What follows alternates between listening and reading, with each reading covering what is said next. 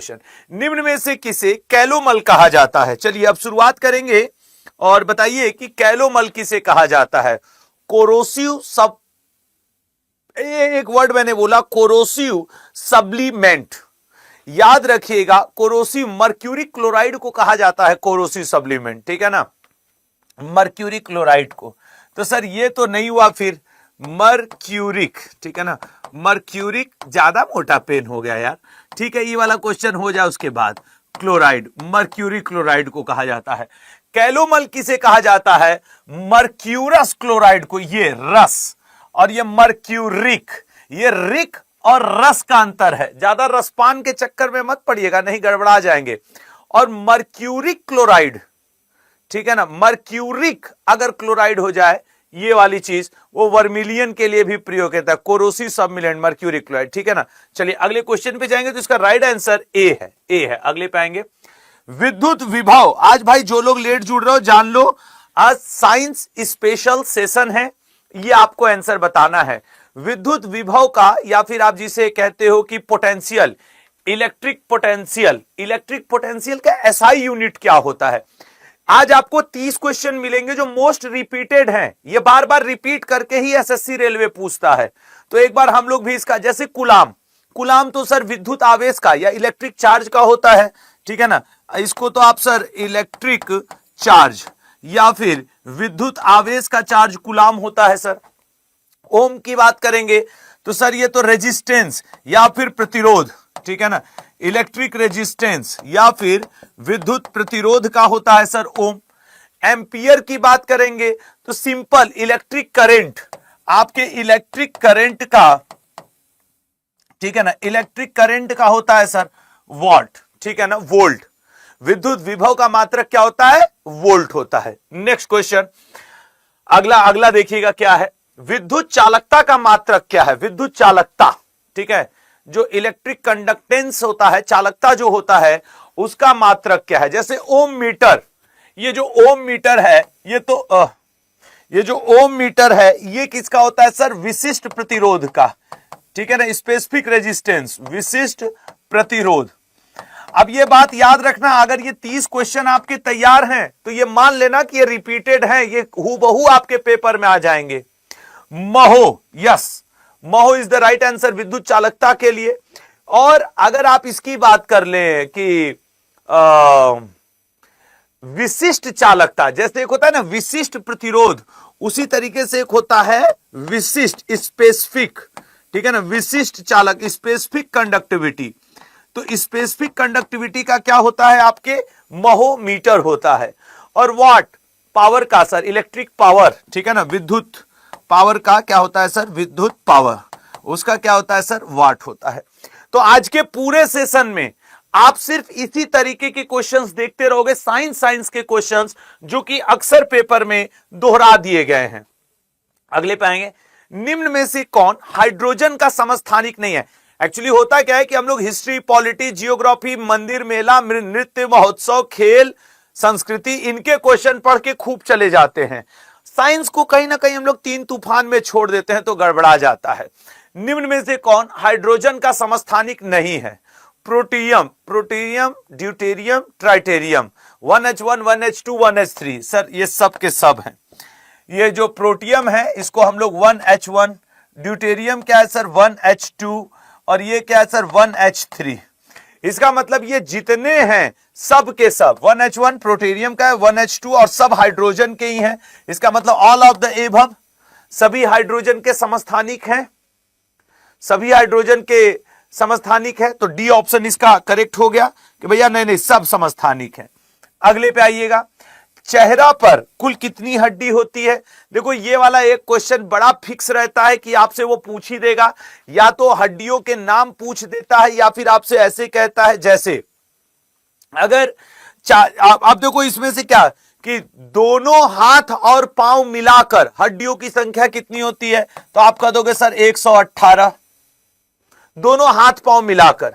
Sir सिर्फ अगर खोपड़ी की बात कर दी जाए, खोपड़ी की, तो कितनी होती है सर? 29 होती है सर। हम लोगों के कान में 6 हड्डी होती है, 2 मैलियस, 2 इंकस, 2 स्टेपस होती है।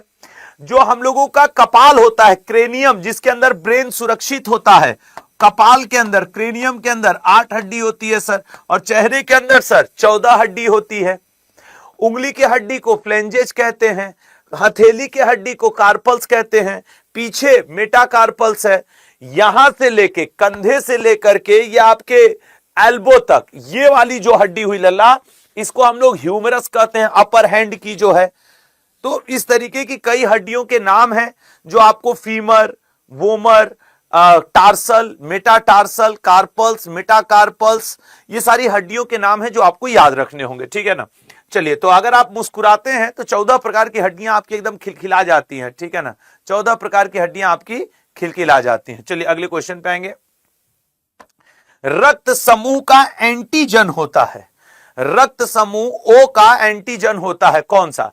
केवल ए, केवल बी, ए एवं बी दोनों, इनमें से कोई नहीं। ओ का एंटीजन ए और बी दोनों होता है, ठीक है ना, लेकिन कौन सा? ओ का जो एंटीजन होता है, ओ का एंटीबॉडी, एंटीजन नहीं, इसका एंटीजन तो कोई नहीं होता।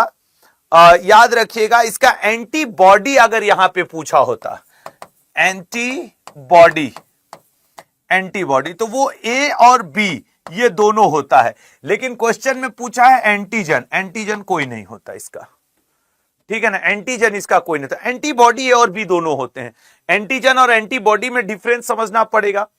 अब ये ऐसे छोटे छोटे हैं क्वेश्चंस जो मतलब अक्सर पेपर में रहते हैं, इसलिए मैंने आज के सेशन का स्पेशली नाम दिया, रोज से हट करके आज का सिर्फ साइंस को डेडिकेटेड किया क्लास, कि यार ये 25-30 क्वेश्चन में ना 1-2 क्वेश्चन डायरेक्ट पेपर में रहते हैं। अब कह रहे हैं कि डायलिसिस की खोज किसने की?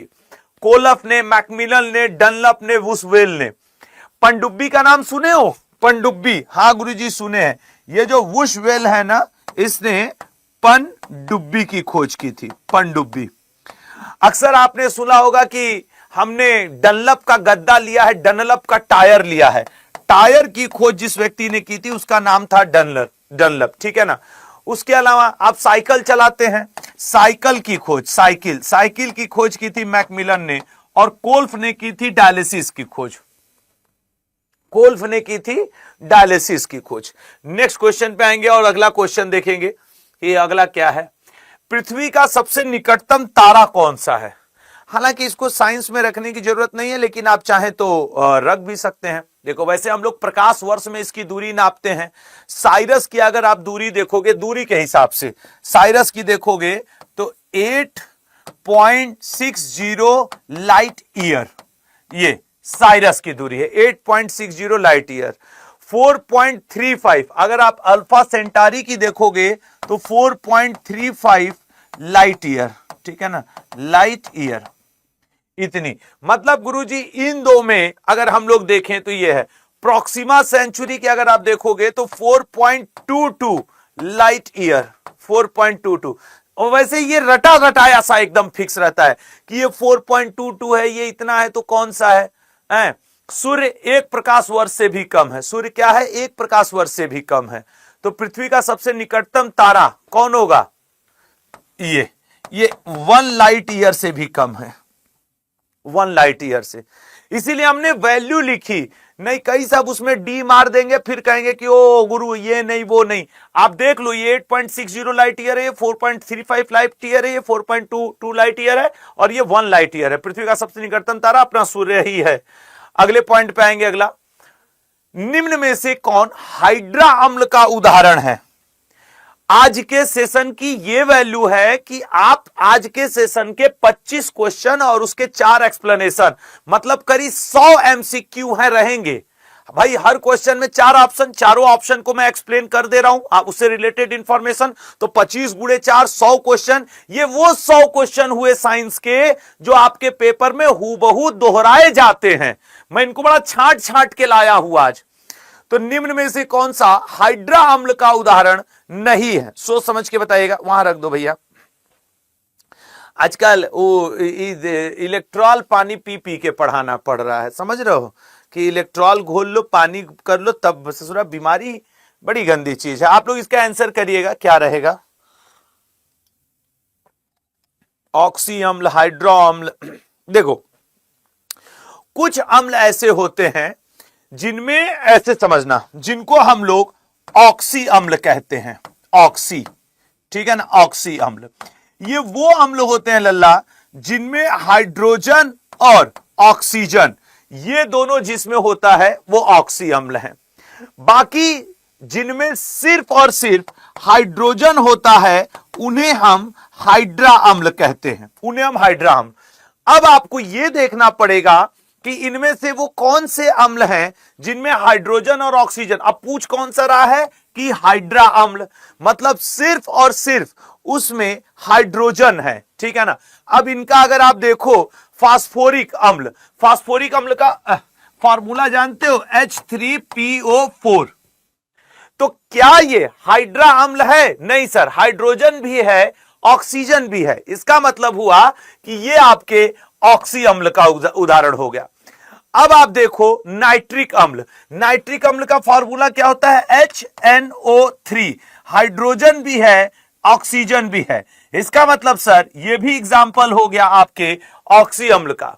हाइड्रोक्लोरिक अम्ल, गुरुजी अगर आप हाइड्रोक्लोरिक अम्ल मतलब सर HCl, क्या इसमें हाइड्रोजन है? नहीं है, इसका मतलब सर ये राइट आंसर होगा, ये राइट आंसर होगा, सही कह रहे हैं कि नहीं।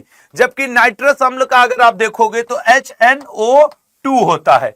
देखो कुल मिला जुलाकर अगर आप कॉन्सेप्ट जानते हो कि हाइड्रा अम्ल किसे कहते हैं, ऑक्सी अम्ल किसे कहते हैं, तो चाहे एमटीएस हो, सीजीएल हो, सीएचएसएल हो, एनटीपीसी, ग्रुप डी कोई भी हो, आप एक नंबर मार के आ जाओगे। अब जितने लोग इस समय पढ़ रहे हो, चाहे मुझे जब भी आप सुन रहे हो, क्लियर है ना कि हाइड्रा अम्ल वो अम्ल होते हैं जिनमें सिर्फ हाइड्रोजन होता है, ऑक्सीजन नहीं, और आपके ऑक्सी अम्ल वो होते हैं जिनमें हाइड्रोजन और ऑक्सीजन दोनों होता है। तो अब आपको अगर केमिकल फार्मूला याद रहा तो एक नंबर आपको मिल जाना है, ठीक है ना। चलिए अगले क्वेश्चन पे जाएंगे, तो सर इसका राइट आंसर क्या हो जाएगा? हाइड्रोक्लोरिक अम्ल। कॉन्सेप्ट क्लियर हो गया लल्ला। अगला क्वेश्चन, निम्न में से कौन मिट्टी के तेल में रखा जाता है? ये मैं कोई भी एक खुआ के लिख रहा है, कलर्स करके लिख रहा है कि ये रिकॉर्डेड क्लास चल रही है, इसको ब्लॉक कर दो यार, नालायक कहीं का। एक तो ससुर बीमारी में पढ़ावा, ऊपर से रिकॉर्डेड क्लास चल रही है, बहुत पाप पड़ेगा तुमको, आधा जुखाम हमारा तुमको भी होगा, हम बता रहे हैं, समझ रहे हो ना। ये जो हम पढ़ा रहे हैं, तुम आके यहाँ पाप फैला रहे हो, दुर्गंध। जाओ बाथरूम करके आओ पहले तुम एक बार। निम्न में से कौन मिट्टी के तेल में रखा जाता है? Caesium, chlorine, fluorine. क्या देखो, न्यूनतम आयनन विभव वाला तत्व होता है सीजियम, ये जरूर याद रखना। न्यूनतम आयनन विभव वाला तत्व, विभव वाला तत्व कौन होता है गुरु? सीजियम होता है। अच्छा, एक फैक्ट हो गया। अगर हम लोग क्लोरीन की बात करें, सर्वाधिक इलेक्ट्रॉन प्राप्त करने की जो क्षमता होती है इसी के पास होती है। इसका वो क्या कहते हैं, परमाणु क्रमांक कितना होता है? 17 Cl, इसका सिंबॉलिक फॉर्म होता है, और परमाणु क्रमांक 17 होता है। तो सर सीजियम और क्लोरीन तो नहीं, सोडियम जो होता है सर वो मिट्टी के तेल में रखा जाता है। पानी उनी में इसे रख दोगे, आग पकड़ ले। कोई नहाते धोते रहे, ले जाकर उस पर सोडियम अगर ठीक से छिड़क दिए ना तो आग पकड़ लेगा।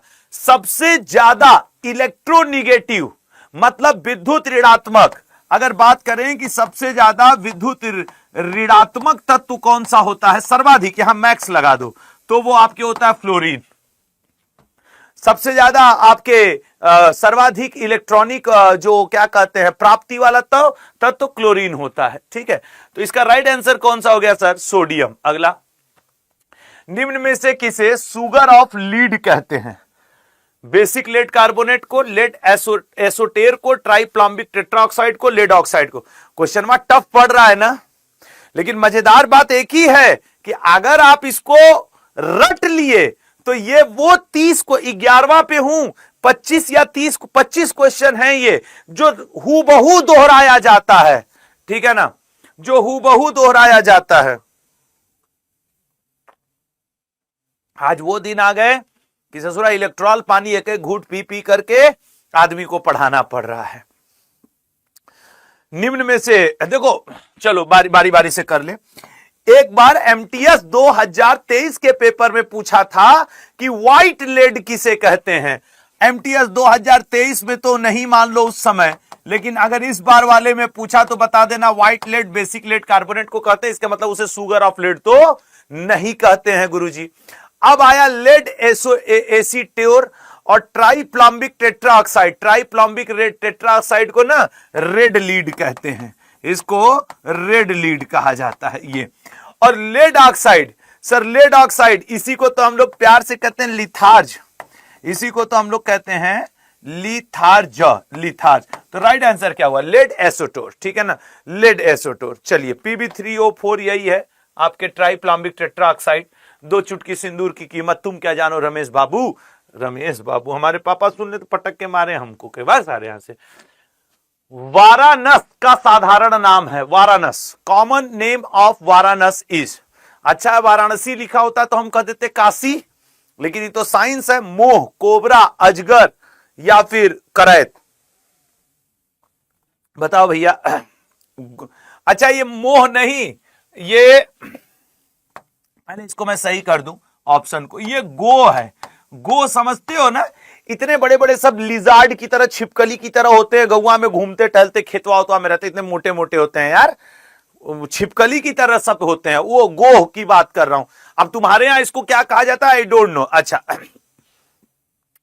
कोबरा को तो गुरु नाजा कहा जाता है, NAZA, नाजा, ठीक है ना, वैसे जे। पाइथन, अजगर को गुरु तो हम लोग पाइथन कह लेते हैं, तो ये तो वहां लिखा ही है, तो फिर क्या बात। करैत चाचा को हम लोग बंगे रस कहते हैं, करैत को साइंस की भाषा में बंगे रस कहा जाता है।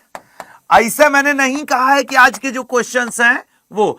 और वाराणस को गोह कहा जाता है, वाराणस को गोह कहा जाता है, ठीक है। चलिए अगले पॉइंट पे आते हैं, वो उसका नाम है और क्या है।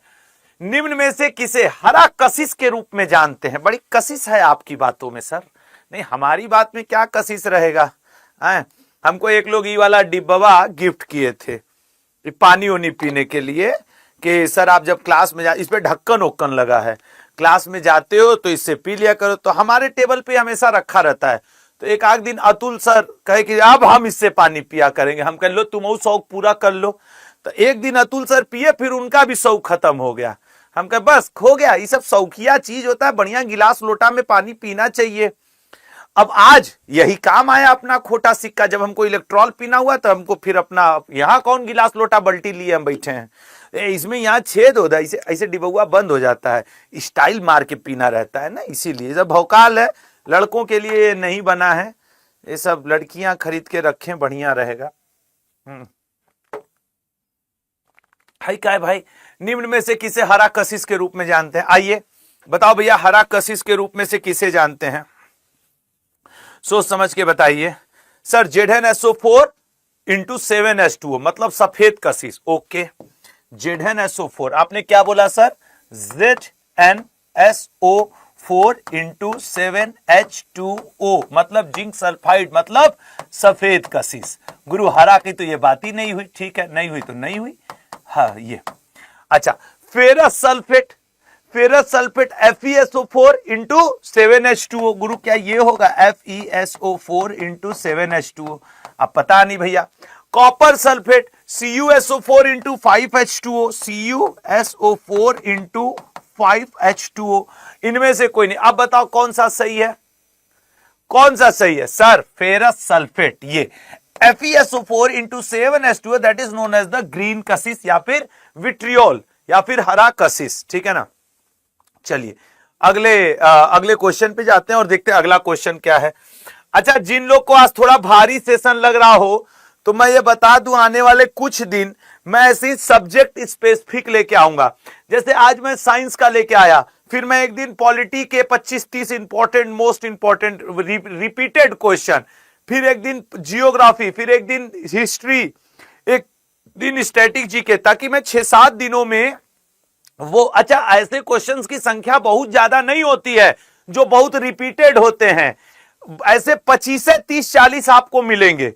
तो आने वाले 5-6 दिनों में मैं सब्जेक्ट स्पेसिफिक करके मोस्ट रिपीटेड क्वेश्चंस को आपको करवा दूंगा। तो इधर के 5-6 दिन की वीडियो का कहीं ना कहीं से अपना प्लेलिस्ट जुगाड़ करके रखना। अगर आपको कभी भी मन में आवे कि वो वाले क्वेश्चन एक बार पढ़ ले जो अक्सर दोहरा देता है हूबहू ऑप्शन, तो उठा, इसमें मेरा कोई वो नहीं है, ये है आपके एसएससी रेलवे का, एकदम हूबहू ऑप्शन के साथ दोहराता है। तो क्या पता 25 क्वेश्चन में 1-2 लही जाए, अपना काम हो जाए। निम्न में से कौन वायु दाब का मात्रक नहीं है? चलिए सर, वायु दाब का मात्रक बार, गुरु ही तो है। मिली बार, ई भी है। कै बार, ई नहीं है। नहीं, मिली बार ठीक है, बार है, मिली बार है। उसी तरीके से सर टोर भी है। तो इसका मतलब सब मात्रक है। हाँ, सब मात्रक है। ध्यान से देख लो, एक टॉर इक्वल टू 133.8 पास्कल होता है। ये याद रखना, एक torr is equal to 133.8 pascal. अब बताओ होता है कि पास्कल तो दाब का मात्रक होता है ना, इसीलिए मैंने तुरंत बताया। 1 मिली बार बराबर 10 के घाते 2। 1 मिली बार बराबर 10 के पावर 2 बार। ले, इसका मतलब ये भी हुआ सर। हाँ, ये बार नहीं, पास्कल लिख लो। ये 10 के पावर 2 पास्कल। ये मतलब गुरु ये अब बार तो होता ही है, ठीक है ना। बार तो एक बार बराबर 10 के घाते 5। एक बार is equal to 10 to the power 5 newton metre square. ये सर आपके सबसे स्ट्रॉन्ग टॉपिक कौन से हैं? मेरे सबसे स्ट्रॉन्ग टॉपिक कौन से, अब हमको खुद नहीं पता मेरा स्ट्रॉन्ग टॉपिक। हम कंप्लीट जीके जीएस पढ़ाते हैं। अब यार ये 10वीं 12वीं के लिए क्या स्ट्रॉन्ग टॉपिक देखा जाए, क्या लो। हाँ, अगर इस क्वेश्चन का आंसर अगर तुम ऐसे पूछो कि सर आप किस सब्जेक्ट के टीचर बनना चाहते थे और आपका फेवरेट सब्जेक्ट क्या है, तो ईमानदारी से बताऊं तो मैं बनना चाहता था साइंस का टीचर। मेरा फेवरेट सब्जेक्ट हिस्ट्री है। मेरा फेवरेट सब्जेक्ट हिस्ट्री है। और वर्तमान में जिसमें मुझे मजा आ रहा है दैट इज करेंट अफेयर। मतलब गुरु बहुत दल बदलू है यार आप। अब है तो है, जो है वो है, इसमें क्या शर्म है।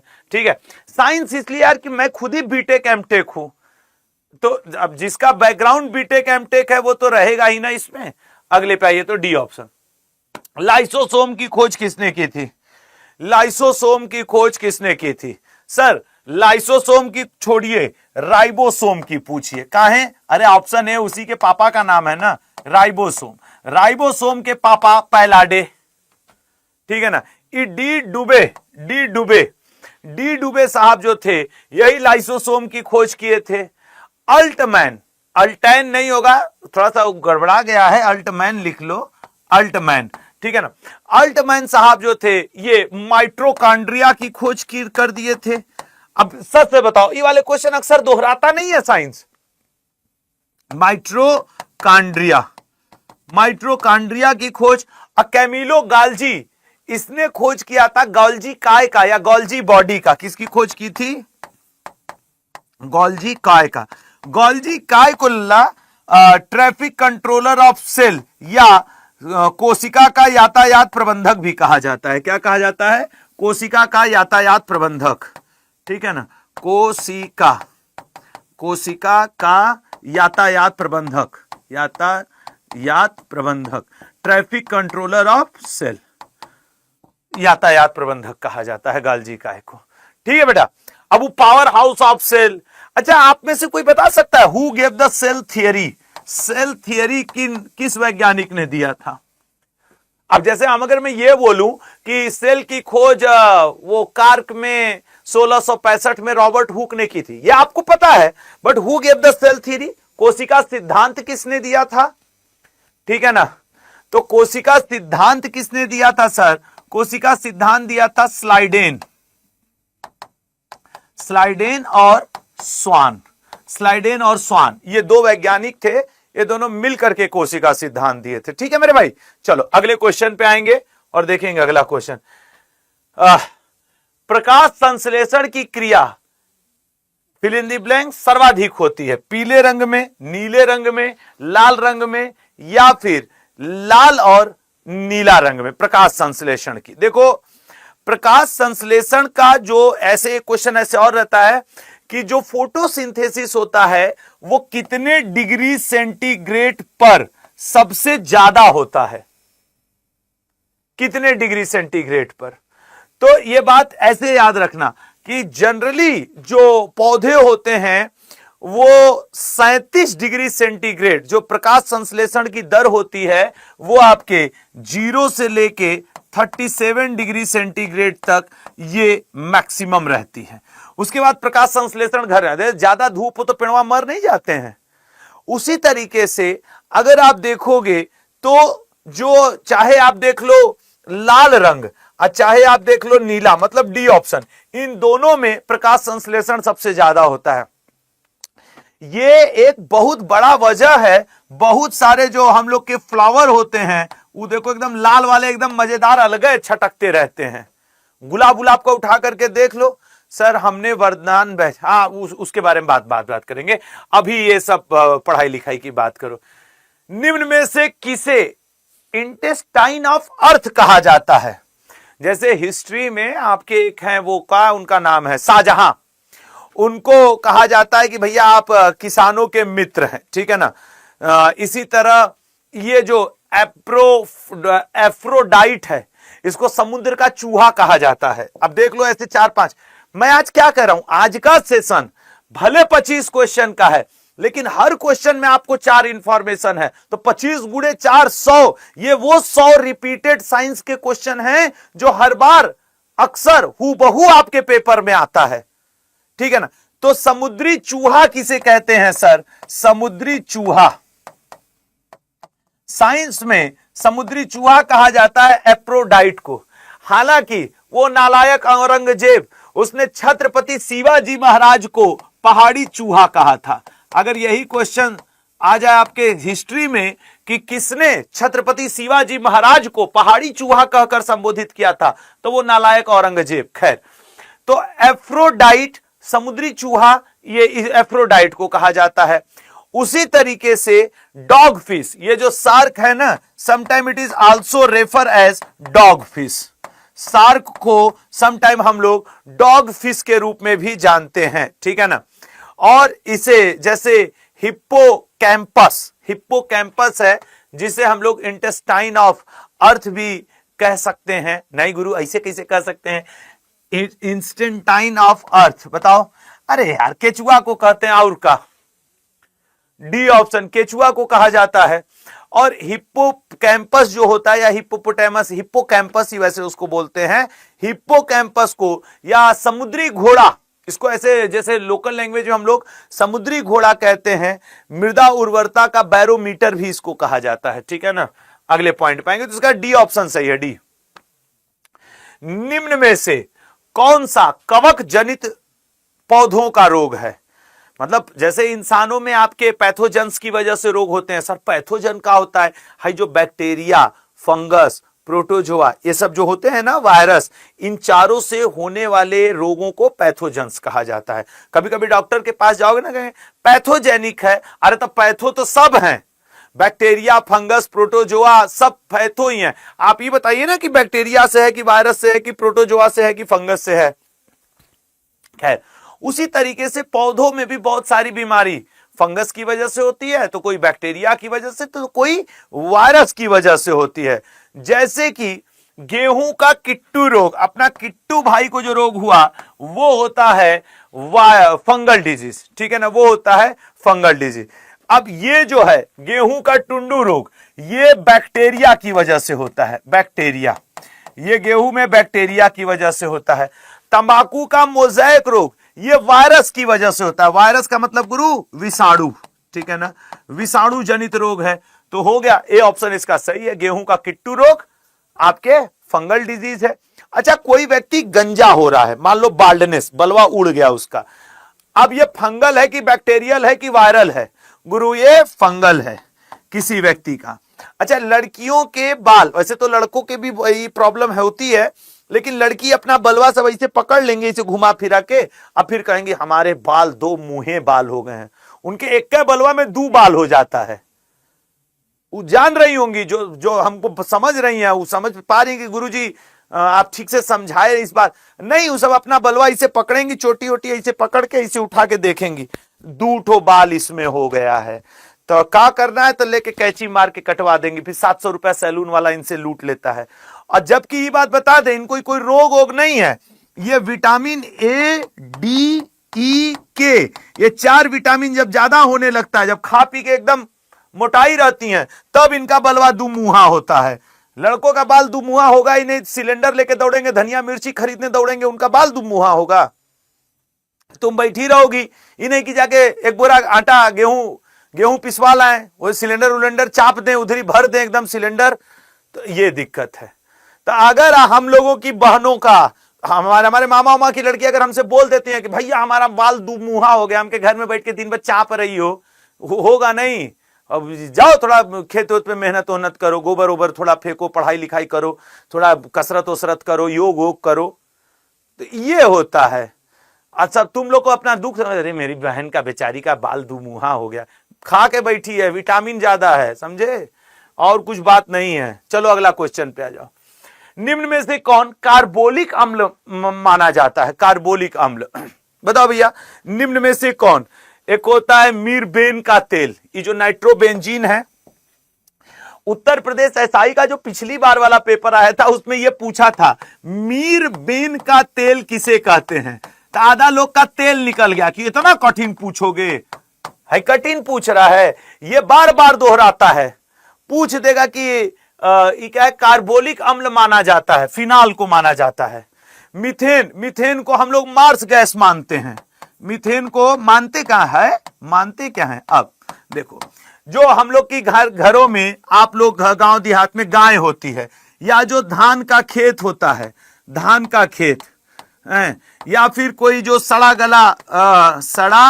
गला जो कूड़ा उड़ा होता है, मान लो वहां से नाली वाली वगैरह जो होता है, इन हर जगह से गाय का जुगाली करना, जो गाय दिन भर बैठ के अपना मुंह चलाती रहती हैं, उनके गाय के जुगाली करने से, धान के खेत से, सड़ा गला चीजों से, गोबर से, सबसे क्या निकलता है सर? मीथेन गैस निकलता है।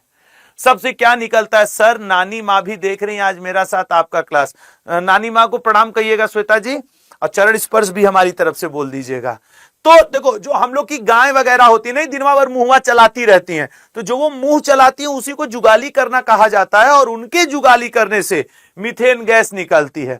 अच्छा, जितने लोग इसमें हो, कितने लोग ऐसे हो जिनके गांव में गोबर गैस उनके नानी दादाजी के घर पे रहा है? गोबर गैस, गोबर गैस। हम तो जब छोटे थे उसमें मीथेन गैस प्रोड्यूस होती है, गोबर गैस। उसमें हम देखते थे कि दादा, जैसे 2-4 हम लोग के यहाँ गाय भैंस थी, अब तो 2 रह गई, दादाजी का चूंकि कुछ वर्ष पूर्व देहांत हो गया, तो दादा 2-4 बल्टी गोबर ले जाके गोबर गैस वाले में पलट देते थे। अब फिर उसमें पानी वानी डाल के मार पैर से उसको ऐसे ऐसे ऐसे ऐसे ऐसे ऐसे मिक्स कर देते थे गोबर को। अब फिर उसके बाद अपना बढ़िया घर में उसी पे खाना बनता रहा, गैस का पाइपलाइन लगा था, अब बढ़िया गैस ऑन करो, बढ़िया खाना बनता था। अब मुझे नहीं पता आप लोग में से कितने, लेकिन आज भी मेरे गांव पे गोबर गैस है। एलपीजी सिलेंडर स्टिल देयर है, एलपीजी, मैं ये नहीं कह रहा हूं, लेकिन आज भी गोबर गैस है। अब ये अलग का बात है कि उपयोग नहीं हो रहा, मैं जल्दी बुढ़ा हो जाऊं, थोड़ा तो अब हो ही गया हूं, थोड़ा और बुढ़ा हो जाऊं तो मैं ये सब काम करूंगा। अपने आने वाली पीढ़ी को देख लेना ना, हम सर पे गोबर रख के ले जाके फेंक के पानी वानी में इसी से मिक्स करके बोलेंगे चल एलपीजी बंद करो, बहुत महंगाई हो गया है। झूठे बैठ के गवर्नमेंट को गरियाते रहेंगे, महंगाई हो गया, महंगाई हो गया। और अपने गैया से कहेंगे कर दो गोबर, 2 बाल्टी गोबर कर दो, हम खानवा तो बन जाए घर का। तो सब जुगाड़ है। तो इसका राइट आंसर क्या है भैया? इसका राइट आंसर है आपके बी ऑप्शन। अगला, यूडोमीटर किस कार्य में प्रयोग किया जाता है? जितने लोग मुझे सुन रहे हैं आप ये जान लो, आज साइंस स्पेशल सेशन ले रहा हूं, रीजन ऐसे 25 क्वेश्चन ढूंढ के लाया हूं जो आपके पेपर में रिपीटेड होते हैं, बार बार आते हैं। और ये जब एक बार ये सेक्सटेंट वाला क्वेश्चन आया था, हम एक कोई पेपर देने गए थे, ऐसे मतलब मॉक पेपर दे रहे थे अपनी तैयारी के समय, तो हम हो ऐसा क्वेश्चन पूछ रहा है। बाद में पता चला कि यार ये तुम्हारे दिमाग का गंदगी है। ये किसी ऊंचाई को मापने वाला यंत्र होता है, सेक्सटेंट, ठीक है ना, ऊंचाई को मापने वाला ये कि यंत्र है। थर्मामीटर, ये तो टेम्परेचर के, शरीर के तापमान को मापने वाला यंत्र है। विकिरण को मापने के लिए रेडियोमीटर है। तो फिर यूडोमीटर किसके लिए है? वर्षा मापक यंत्र है यूडोमीटर, ठीक है ना, वर्षा मापक यंत्र है यूडोमीटर। अगले क्वेश्चन पे आएंगे लल्ला, ये ऑप्शन अगला। निम्न में से कौन सा प्रोटीन अंडे में पाया जाता है? यार एक बार हम अंडा खाने की कोशिश किए थे, 7वीं 8वीं में थे, और अंडा लेकर उसको फोड़ के दूध में मिला के एकदम चम्मच से एकदम पी गए थे। मोटाने का हमको शौक था, आज तक नहीं मोटा पाए। फिर भाई 2 दिन तक मेरा आंख लाल था, उल्टी 2-3 बार आया, सब बड़ा दिक्कत हुआ। लेकिन फिर भी हमको कोई समझाया था कि अंडा दूध एक साथ पियोगे कच्चा तो तुम मोटाए के भैंस हो जाओगे। कुछ नहीं हुआ। फिर 3-4 दिन के बाद तबीयत सही हुआ, फिर 2 अंडा फोड़े, दूध में डाले, घोल के मम्मी के चुपके से जाकर के उधर पी लिए, फिर तबीयत खराब। भाई वो 7वीं 8वीं के बाद आज तक मजाल है जो मैं अंडा खा लूं। किसी किसी को पचता है, किसी को नहीं पचता, हमको नहीं पचता है। अब हम नहीं खाते, तुमको पच रहा है तुम खाओ, हम मना थोड़ी करेंगे, कुछ खाना पीना मना होना नहीं होता है। निम्न में से कौन सा प्रोटीन अंडे में पाया जाता है? बताइए भैया। निम्न में से मक्का में तो जेन नाम का प्रोटीन बड़ा इंपॉर्टेंट होता है, ये जेन प्रोटीन। जैसे आपसे कभी कभी पूछ देता है कि ग्लाइडिन, ये बहुत इंपॉर्टेंट है, याद रखना। ग्लाइडेन प्रोटीन किसमें? कैसीन, ये कैसीन ऐसे कर लो। और प्रोलेमिन्स और ग्लोब्यूमिन, ये कौन किसमें पाया जाता है? याद रखना, ये गेहूं में पाया जाता है, ठीक है ना, ये गेहूं में पाया जाता है। कैसीन प्रोटीन तो सर दूध में पाया जाता है, कैसीन प्रोटीन। अब दुइया ऑप्शन बचा है, बता दो। ये जो प्रोलेमिन्स हैं, जब अरहर की दाल खाओगे उसमें ये प्रोटीन पाया जाता है। और जाहिर सी, अच्छा एक प्रोटीन होता है ZEIN, जेन नाम का प्रोटीन किसमें पाया जाता है? याद रखना, मक्का में। और इसका राइट आंसर क्या है सर? इस क्वेश्चन का जो राइट आंसर हो जाएगा लल्ला, वो हो जाएगा आपके ए ऑप्शन, ठीक है ना, राइट ऑप्शन ए ऑप्शन। तो ये आपके जेन नाम का प्रोटीन पूछ देता है, कभी कभी पूछ देता है गुलेटिन, गुलेटिन्स नाम का प्रोटीन, वो आपके अनाज में पाया जाता है। ग्लोबिन नाम का प्रोटीन, ग्लोबिन वो आपके ब्लड में, हीमोग्लोबिन, हिम मतलब मिस्र की भाषा में रंग होता है, और ग्लोबिन मतलब प्रोटीन होता है। तो जो लाल रंग का प्रोटीन है वही हीमोग्लोबिन है। कहा कि रक्त में हीमोग्लोबिन पाया जाता है। हिम मतलब मिस्र की भाषा में रंजक या रंग होता है, और ये जो ग्लोबिन है वो एक प्रोटीन है। एक्चुअली ये दिखने में लाल है, that's why it is known as the haemoglobin. वो एक रीजन है कि उसका नाम हीमोग्लोबिन पड़ा है। आइए अगले पॉइंट पे आते हैं। किस विटामिन को विटामिन एच के नाम से भी जाना जाता है? बताना मेरे भाई, वो कौन सा विटामिन है? जैसे आज मैं साइंस स्पेसिफिक क्लास ले रहा हूं, आने वाले 4-5 दिन मैं सब्जेक्ट स्पेसिफिक क्लास लूंगा, उसके बाद फिर मैं 200 क्वेश्चन वाले फॉर्मेट पे आने वाला हूं। थोड़ा सा 2 घूट बचा है, बहुत काम की चीज होती है भाई ये इलेक्ट्रॉल, इहो ससुरा महंगा आने लगा है। इलेक्ट्रॉल इतने काम की चीज होती है। अब बताओ 23 रुपया का, इसको 5 रुपया का होना चाहिए था, हर व्यक्ति इसको पी सके, 2-4-5 रुपए का। तब 4 ठो इलेक्ट्रॉल लो तो 100 रुपया लग जा रहा है। हाँ, para amino benzoic, PABA, vitamin in another vitamin, yes, इसको हम लोग शॉर्टकट में पाबा कहते हैं, पाबा। इसको विटामिन इन अनदर विटामिन भी कहा जाता है। विटामिन इन, आधा अंग्रेजी हिंदी कहां लिखे, इन another vitamin, vitamin in another vitamin कहा जाता है। बायोटीन को ही हम लोग एच के नाम से जानते हैं, ठीक है ना।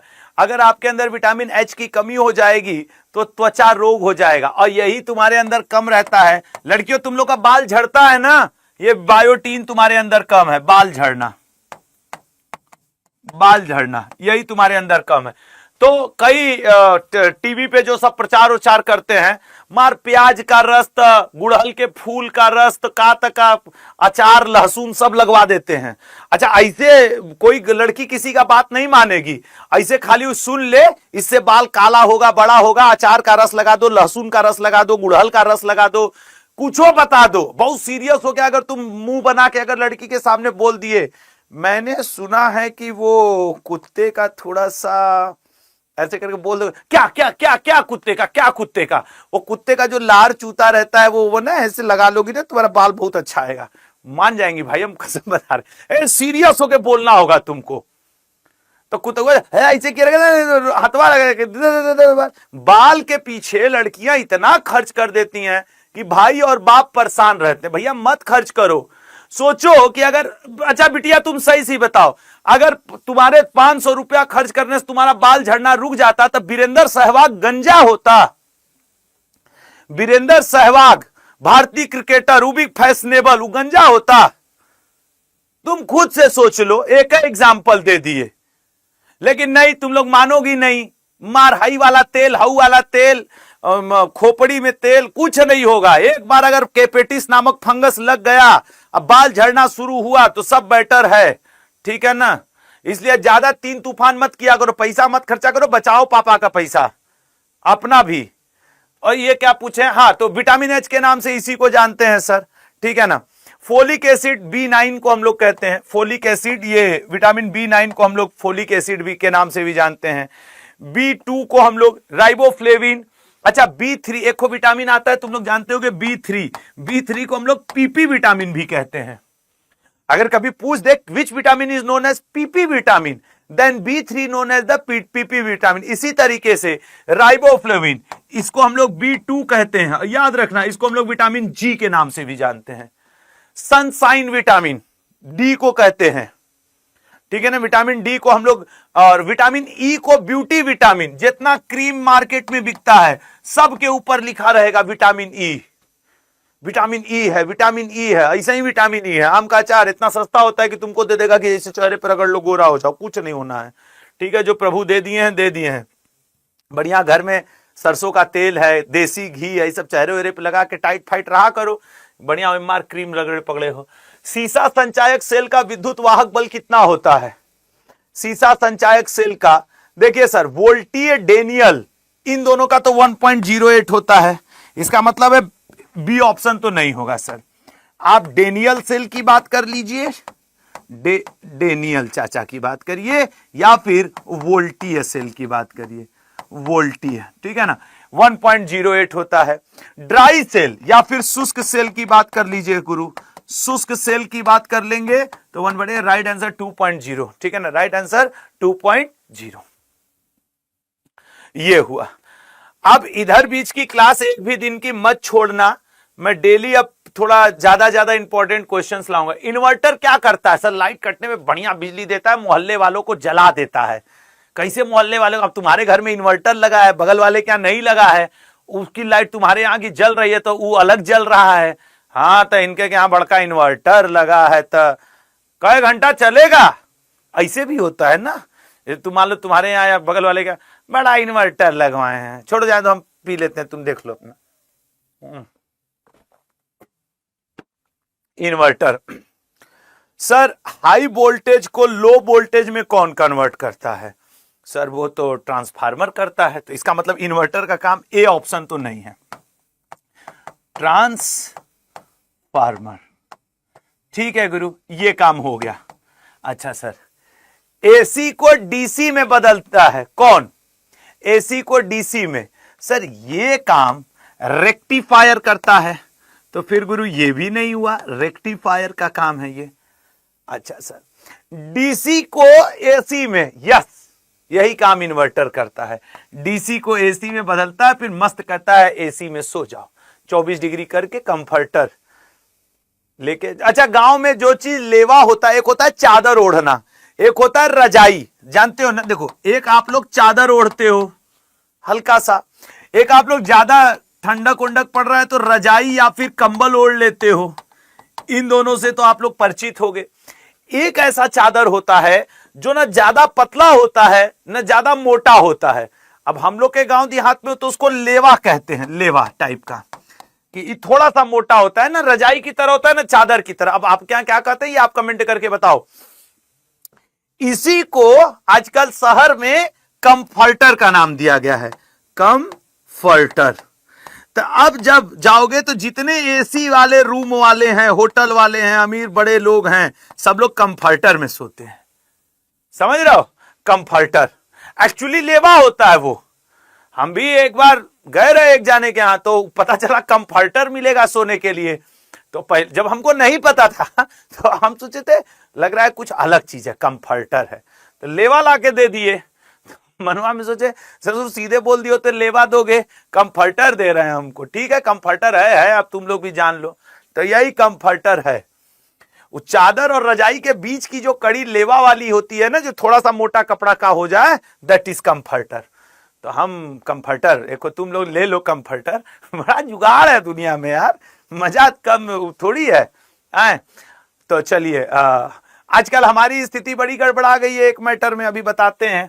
इसका राइट आंसर क्या है गुरु? राइट आंसर है, आप 36 बार बताएं, डीसी को एसी में बदल रहा है। अगले पे आओ। क्लोरीन की खोज किस वैज्ञानिक ने किया था? क्लोरीन की खोज देखिए सर, पोटेशियम, कैल्शियम, सोडियम और मैग्नीशियम। क्या कहना चाह रहे हो गुरु? गुरु देखो हम कहना चाह रहे हैं पोटेशियम, पोटेशियम। ठीक है गुरु। गुरु तुमने कैल्शियम भी बोला है, अच्छा लो कैल्शियम भी। गुरु तुमने मैग्नीशियम भी बोला है, हाँ मैंने मैग्नीशियम भी। तो कैल्शियम हो, पोटेशियम हो, मैग्नीशियम हो, सोडियम हो, इन सब की खोज हमारे डेवी ने किया है। इन सब की खोज किसने किया है? डेवी ने। एच कैवेंडिश, इनके आगे नाम है एच है, हाइड्रोजन की खोज किए हैं, ये हाइड्रोजन की खोज किए हैं। रदरफोर्ड, ये सर नाइट्रोजन की खोज किए हैं, नाइट्रोजन की खोज किए हैं। और CW सीले, हम क्यों पीले गीले? सर यही खोज किए हैं क्लोरीन की। ठीक है ना, यही खोज किए हैं क्लोरीन की। तो यहां पे आपका 25 क्वेश्चन का सेक्शन समाप्त होता है। 25 साइंस के टॉप 25 MCQ समाप्त हुए।